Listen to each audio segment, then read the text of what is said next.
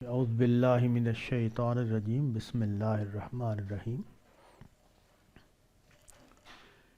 ایک واقعہ ہے جو یہاں روایت ہوا ہے۔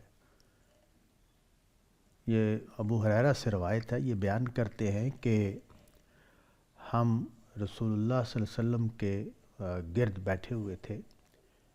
اور ان میں ابو بکر و عمر بھی تھے۔ یہ جو جملہ ہے یہ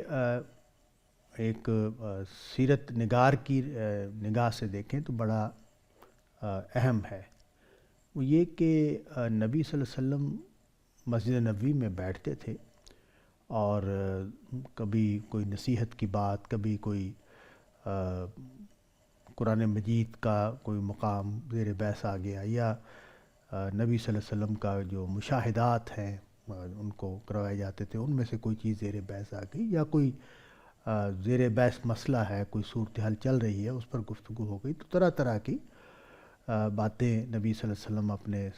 ساتھیوں کے ساتھ بیٹھ کے کرتے تھے۔ تو اس میں اس مجلس کی وقت کو بیان کرنے کے لیے یہ بیان کیا گیا کہ اس مجلس میں ابو بکر و عمر بھی موجود تھے۔ تو اس سے یہ پتہ چلتا ہے کہ یہ جو نبی صلی اللہ علیہ وسلم کی زندگی میں بھی ان دونوں شخصیتوں کو ایک غیر معمولی حیثیت حاصل تھی، اور ان کا موجود ہونا گویا اس مجلس کی اہمیت کو بڑھا دیتا ہے۔ ظاہر ہے یہ ایک فطری بات ہے کہ کسی جماعت میں جو لوگ علم عمل میں برتر ہوتے ہیں اور ذہانت میں برتر ہوتے ہیں، لوگ ان کی بات کو سنتے اور سمجھتے ہیں، لوگ ان کو فالو کرتے ہیں، تو ان کو ایک خاص اہمیت بھی حاصل ہو جاتی ہے۔ تو یہی بات معلوم ہوتی ہے، اس روایت میں بھی یہ بات معلوم ہوتی ہے کہ یہ جو راوی ہے اس کو یہ ضروری وہ سمجھ رہا ہے کہ اس بات کو بیان کرے کہ ابو بکر و عمر بھی اس مجلس میں موجود تھے۔ پھر حضرت عمر کے حوالے سے اس میں آگے بھی اس واقعے میں حضرت عمر کا ایک رول نظر آتا ہے۔ تو کہا کہ یہ جو مجلس ہے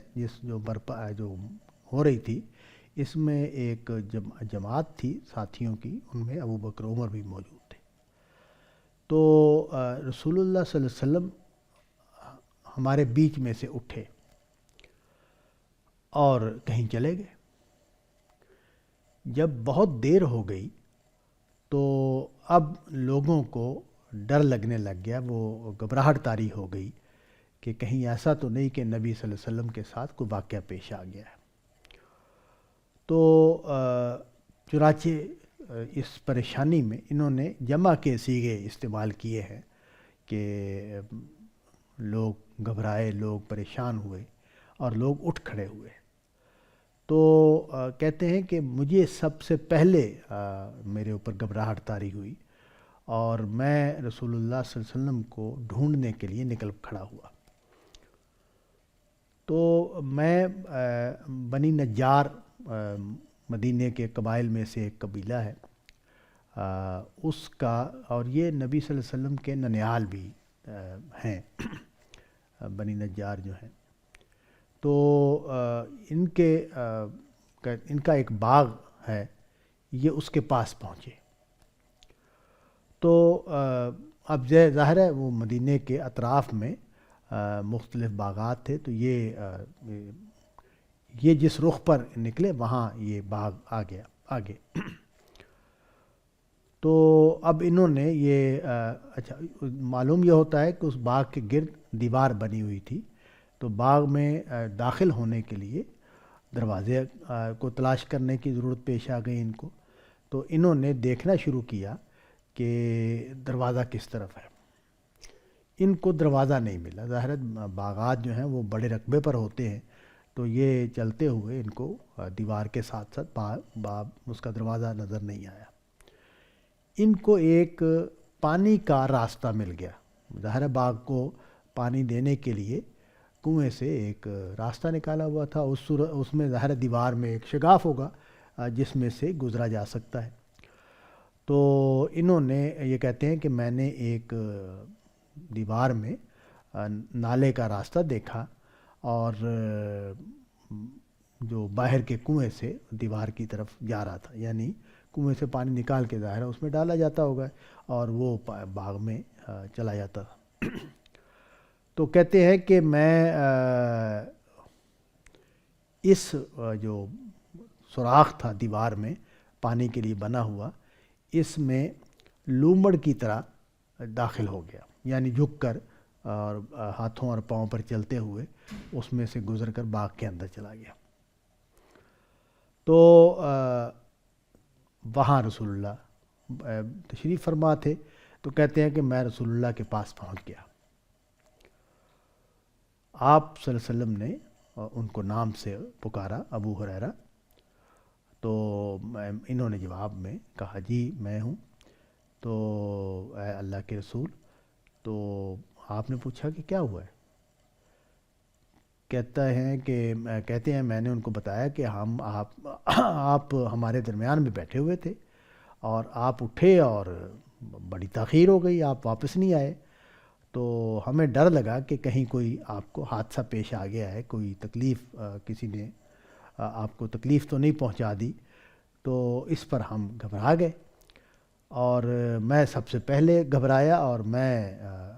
اس باغ تک پہنچ گیا، اور میں اس راستے سے ہاتھوں پاؤں پر چلتا ہوا اندر آ گیا، اور لوگ میرے پیچھے آپ کو تلاش کر رہے ہیں۔ آپ صلی اللہ علیہ وسلم نے فرمایا کہ اے ابو ہریرہ، اور آپ نے اپنے جوتے اتار کے مجھے دے دیے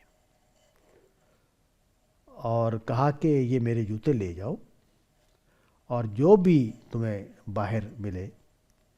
اس کو اس باغ کے باہر، اور وہ اللہ کے الہ ہونے کی گواہی دیتا ہو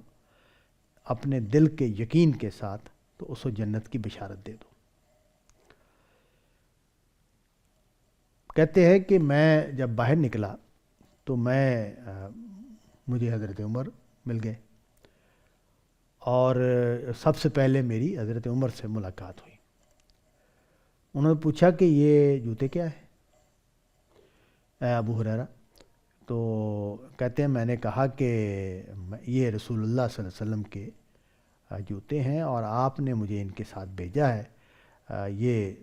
کہہ کر کہ جو بھی تمہیں ملے جو اللہ کے الہ ہونے کا دل کے یقین کے ساتھ واحد الہ ہونے کا قائل ہو، اس کو جنت کی بشارت دے دو۔ اس بات کو سن کر حضرت عمر رضی اللہ عنہ نے ان کے سینے پر ہاتھ مارا، اور کہتے ہیں کہ اتنے زور سے مارا کہ میں پیٹھ کے بل گر گیا۔ انہوں نے کہا کہ واپس چلو اے ابو ہریرہ۔ ہم رسول اللہ صلی اللہ علیہ وسلم کے پاس واپس آئے، اور میرا جو ہے رہاسا ہوا تھا، میں رونے والی کیفیت میرے اوپر طاری تھی، اور عمر میرے پیچھے چڑھے چلے آ رہے تھے، یعنی وہ ان کا جو مزاج ہے حضرت عمر رضی اللہ عنہ کا کہ ذرا ان کی طبیعت میں شدت ہے، تو اس کا اظہار انہوں نے کیا کہ میرے پیچھے بالکل لگے ہوئے تھے۔ اور میں نے رسول اللہ صلی اللہ علیہ وسلم نے مجھ سے پوچھا ابو ہریرہ کیا ہوا ہے؟ ظاہر ہے ان کے چہرے پر جو کیفیت تھی، تو نبی صلی اللہ علیہ وسلم نے پوچھا کہ بھئی کیا معاملہ ہوا ہے؟ میں نے کہا کہ مجھے عمر سے میں ملا ہوں، اور میں نے وہ بات ان کو بتائی ہے جس کے ساتھ آپ نے مجھے بھیجا تھا، تو انہوں نے مجھے کہا کہ لوٹو، اور انہوں نے بیان کیا کہ حضرت عمر نے میرے ساتھ کیا کیا ہے۔ تو حضور نے حضرت عمر سے پوچھا کہ عمر تمہیں کس چیز نے ابھارا کہ تم وہ کرو جو تم نے کیا؟ انہوں نے کہا کہ اے اللہ کے رسول، میرے ماں باپ آپ پر قربان ہوں، کیا آپ نے اپنے ان جوتوں کے ساتھ ابو ہریرہ کو بھیجا تھا یہ کہہ کر کہ جو بھی ملے اور وہ گواہی دیتا ہو دل کے یقین کے ساتھ کہ اللہ کے سوا کوئی الہ نہیں، اسے جنت کی بشارت دو۔ آپ نے فرمایا ہاں۔ آپ نے حضرت عمر نے کہا کہ فلا تفعل، آپ یہ نہ کریں، مجھے اندیشہ ہے کہ لوگ اس پر بھروسہ کر لیں گے اور آپ ان کو عمل کرنے دیں۔ رسول اللہ صلی اللہ علیہ وسلم نے فرمایا کہ ہاں کرنے دو۔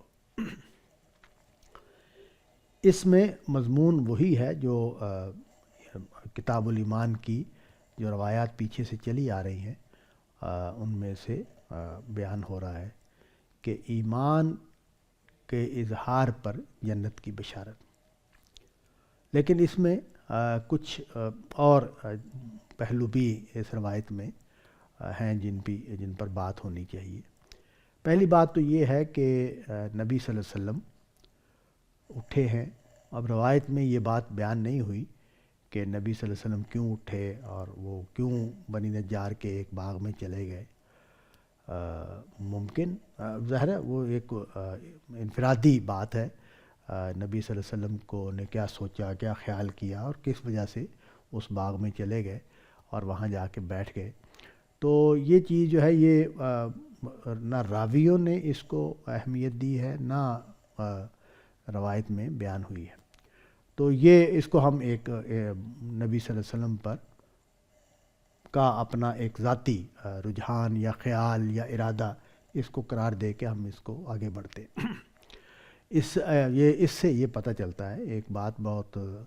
اہم ہے کہ نبی صلی اللہ علیہ وسلم چونکہ ایک انسان ہیں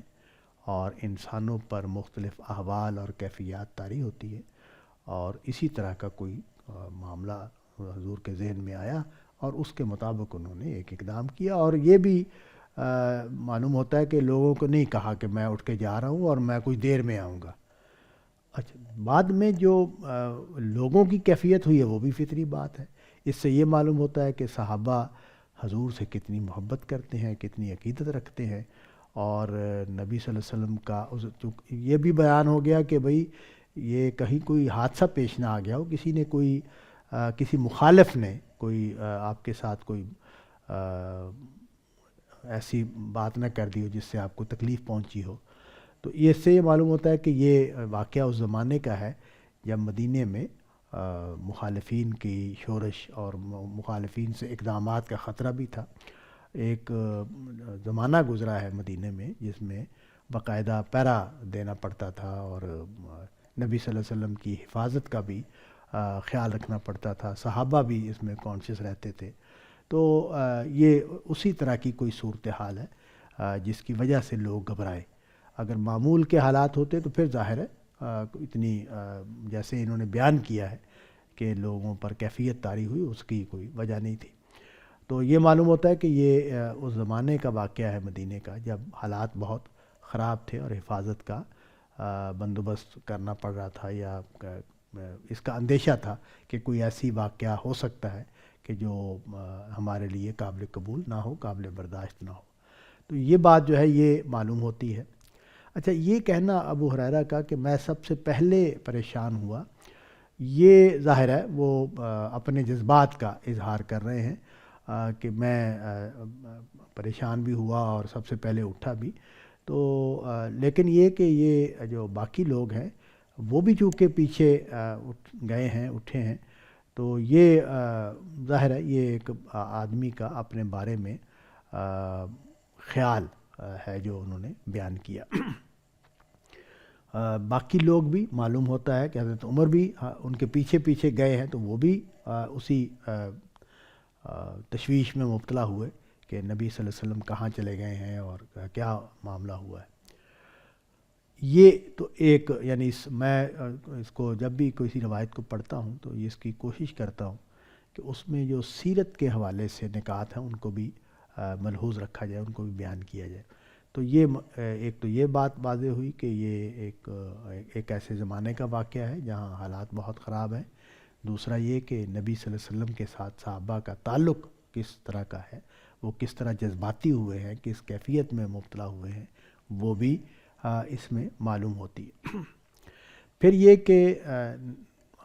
نبی صلی اللہ علیہ وسلم کے پاس جب یہ پہنچے ہیں ابو ہریرہ اور انہوں نے اپنی کیفیت بیان کی ہے، صحابہ کی کیفیت بیان کی ہے کہ لوگ بھی میرے پیچھے آپ کی تلاش میں نکلے ہوئے ہیں اور میں بھی پریشان ہوا ہوں اور پریشانی کی حالت میں یہاں تک پہنچا ہوں، اور یہ بھی کہ میں اتنی بے چینی اتنی کہ دروازہ تک پہنچنے کا بھی انتظار نہیں کیا، راستہ نظر آیا تو اندر سے چلے گئے۔ اس سے میرے ذہن میں خیال آتا ہے کہ ممکن ہے کہ نبی صلی اللہ علیہ وسلم اس باغ میں جاتے رہتے ہوں، اور تو اسی وجہ سے یہ بھی اسی طرف گئے کہ کہیں آپ وہاں تو نہیں گئے ہوئے، اس باغ میں تو نہیں گئے ہوئے، تو اور یہ اس باغ میں داخل بھی ہو گئے اور حضور وہاں مل بھی گئے۔ تو یہ ظاہر ہے یہ لوگ جو قریبی لوگ ہوتے ہیں ان کو معلوم ہوتا ہے کہ نبی صلی اللہ علیہ وسلم کہ عام طور پر آپ کہاں بیٹھتے ہیں، کہاں کن لوگوں کے پاس جاتے ہیں، تو اسی نسبت سے انہوں نے تلاش کا عمل بھی وہیں سے شروع کیا۔ تو یہ جب وہاں پہنچے تو حضور نے جو ان لوگوں کی محبت ہے اور نبی صلی اللہ علیہ وسلم کے ساتھ جو ان کا تعلق ہے اور جو اس میں شدت ہے، اس کو محسوس کر کے یہ بات کہی جو آپ نے فرمایا کہ جاؤ، جو لوگ میری تلاش میں نکلے ان میں سے جو بھی تمہیں ملے اس کو یہ بتا دو کہ اگر وہ دل کے یقین کے ساتھ اللہ کی توحید پر قائم ہے تو اس کو جنت کی بشارت ہے۔ تو یہ نبی صلی اللہ علیہ وسلم کے جو صحابہ ہیں ان کے بارے میں اور بھی روایتیں ہیں جس میں نبی صلی اللہ علیہ وسلم نے بعض صحابہ کے بارے میں یہ بیان کیا کہ ان کو اللہ تعالیٰ جنت عطا کریں گے۔ 10 صحابہ کے بارے میں تو بہت مشہور ہے، عشرہ مبشرہ، یہ بھی اسی طرح کا ایک بیان ہے نبی صلی اللہ علیہ وسلم کا۔ یہ بات ہمیں قرآن مجید سے معلوم ہوتی ہے کہ انبیاء کے جو ساتھی ہوتے ہیں، صدیقین جن کو کہا جاتا ہے، قرآن مجید نے اس کے لیے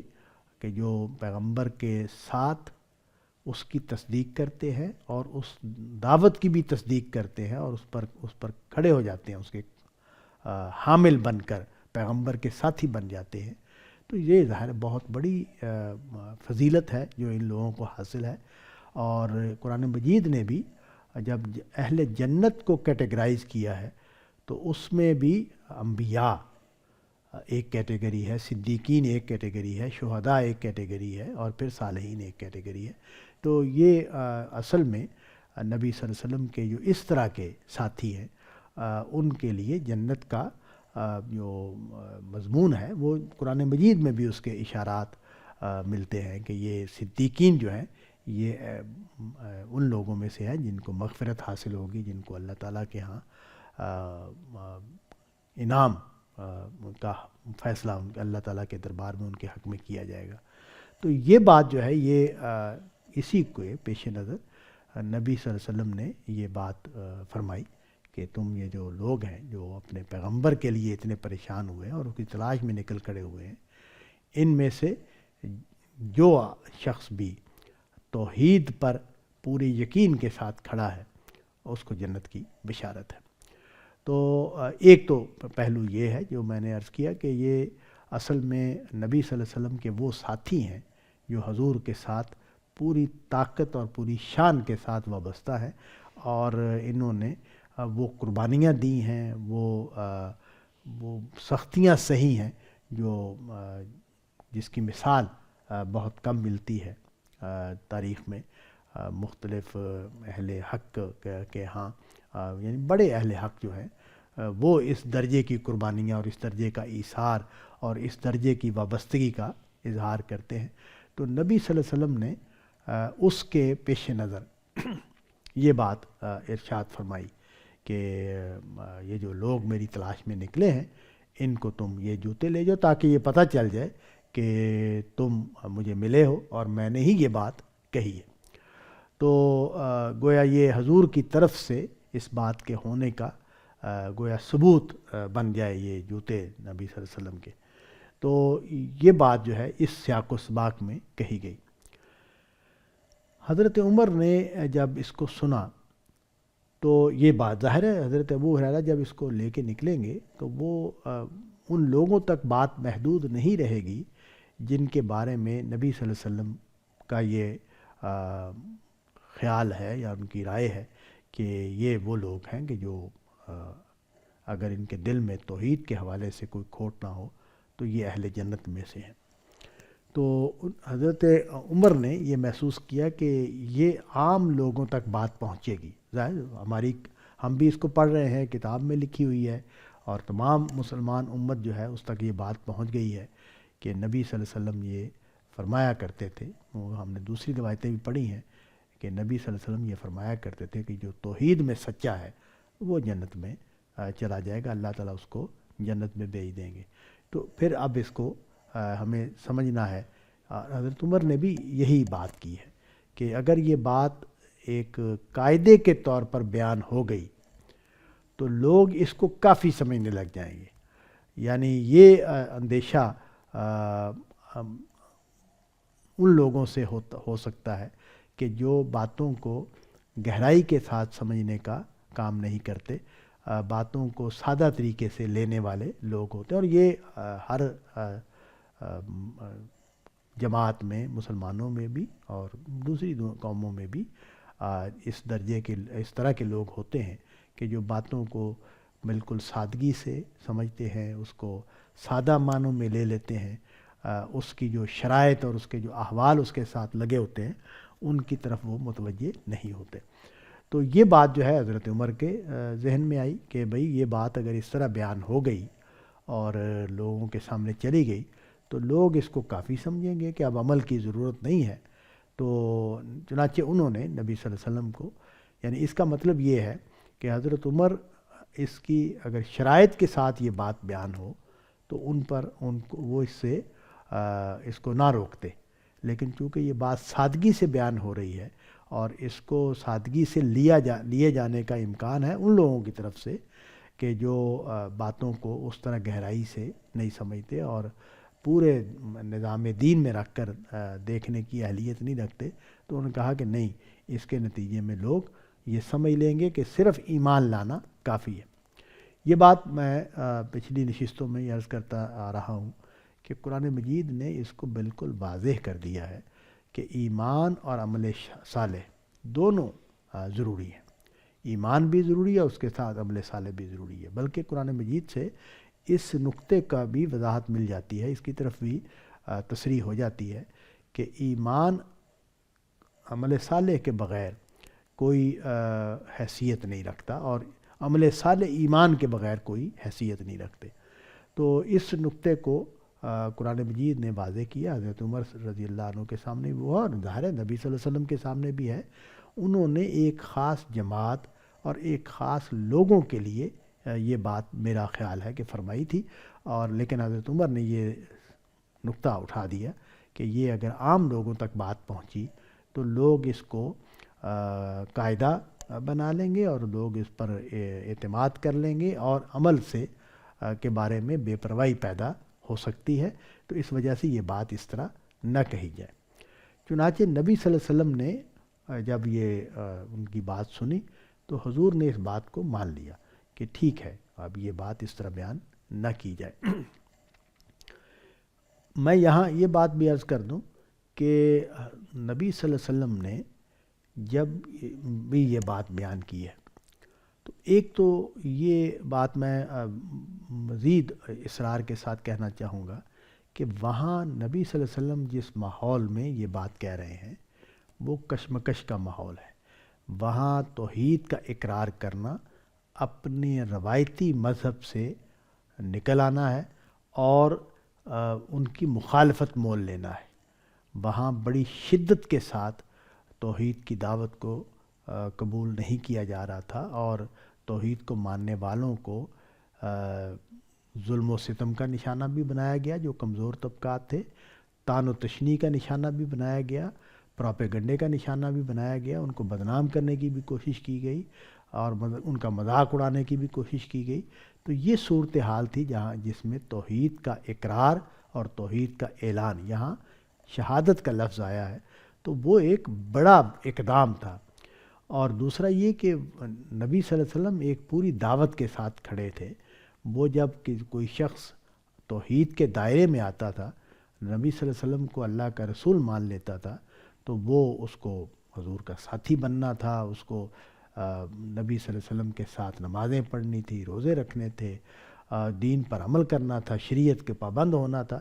تو وہ وہاں کوئی یہ اس طرح کی صورتحال نہیں تھی کہ یہ بات غیر واضح ہو کہ بھئی صرف ایمان لانے ہی کا مطالبہ کیا جا رہا ہے اور کوئی مطالبہ یہ پیغمبر نہیں کر رہے. نبی صلی اللہ علیہ وسلم نے پورے دین کو بیان کرتے تھے اور آپ اس پر عمل کرنے کی تلقین کرتے تھے. اس میں جو کوتاہی کرنے والے تھے ان کو آپ نے تنبیہ بھی فرمائی ہے. تو ایک پوری فضا تھی جس میں یہ بات کہی جا رہی تھی کہ بھئی اگر کوئی تو شرک کو چھوڑ دے گا اور توحید میں پکا ہو جائے گا تو وہ اصل میں ہمارے پورے دین کے دائرے میں آ گیا اور پورے دین پر عمل کرے گا. یہ انڈرسٹوڈ بات ہے، یہ اس کے ساتھ اس سے الگ نہیں ہے. لیکن ظاہر ہے جب جملے بولے جاتے ہیں، ہم بھی جب بولتے ہیں، ظاہر ہے قرآن مجید میں بھی یہ